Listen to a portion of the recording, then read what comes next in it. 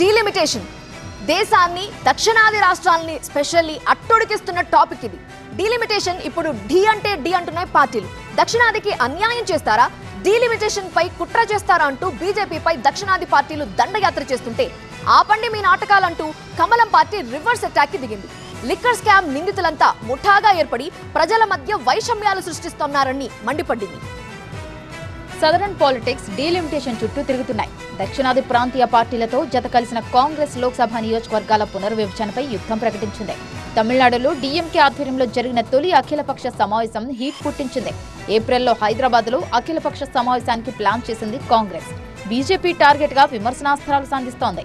Delimitation విషయంలో BRS ముందు నుంచి బీజేపీపై విరుచుకుపడుతోంది. ఉత్తరాదిలో సీట్లు పెంచుకొని దక్షిణాదికి బీజేపీ అన్యాయం చేస్తోందన్నారు బీఆర్ఎస్ వర్కింగ్ ప్రెసిడెంట్ కేటీఆర్. ఆనాడు ఆంధ్రప్రదేశ్ పునర్విభజన చట్టంలో స్పష్టంగా చెప్పారు, ఏపీలో తెలంగాణలో సీట్లు పెంచుతామని. కానీ పార్లమెంటులో కౌశిక్, నేను పార్ట్నర్షిప్ ఫర్మ్ స్టార్ట్ చేయడం బెస్టా, ప్రైవేట్ లిమిటెడ్ కంపెనీ స్టార్ట్ చేయడం బెస్టా? ఎందుకు అంత కన్ఫ్యూజన్? ఎక్స్పర్ట్ తో మాట్లాడు. ఎక్స్పర్టా? ఎలా? బాస్ వాలా బీ ద బాస్. చేసిన చట్టానికే దిక్కు లేకపోతే వాళ్ళకు అనుకూలంగా ఉన్న జమ్మూ అండ్ కాశ్మీర్లో పెంచుకున్నారు, అస్సాంలో పెంచుకున్నారు.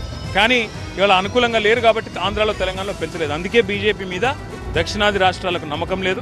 బీఆర్ఎస్ నేత కేటీఆర్ వ్యాఖ్యలకు కౌంటర్ ఇచ్చారు కేంద్ర మంత్రి బీజేపీ తెలంగాణ అధ్యక్షుడు కిషన్ రెడ్డి. ఇప్పుడు ఆల్రెడీ మేము కర్ణాటకలో ఉన్నాము, ఆంధ్రప్రదేశ్లో ఉన్నాము, పుదుచ్చేరిలో ఉన్నాము, తెలంగాణలో ఉన్నాము. మేము ఇక్కడ మా పార్టీ పెరుగుద్దా? ఇక్కడ పార్టీ నష్టపోవాలి ఉంటుందా మాకు?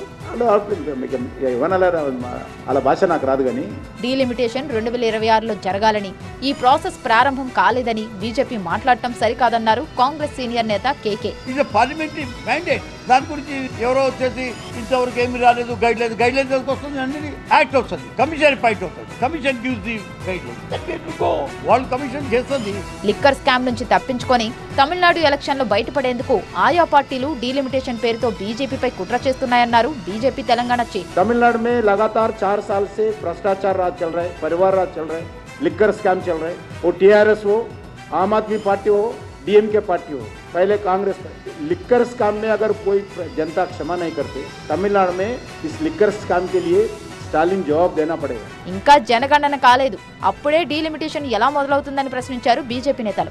జనగణన పూర్తి కావడానికి 1 సంవత్సరం పడుతుందన్నారు. ఆ తర్వాతే డీలిమిటేషన్ ప్రక్రియ ప్రారంభమవుతుందన్నారు.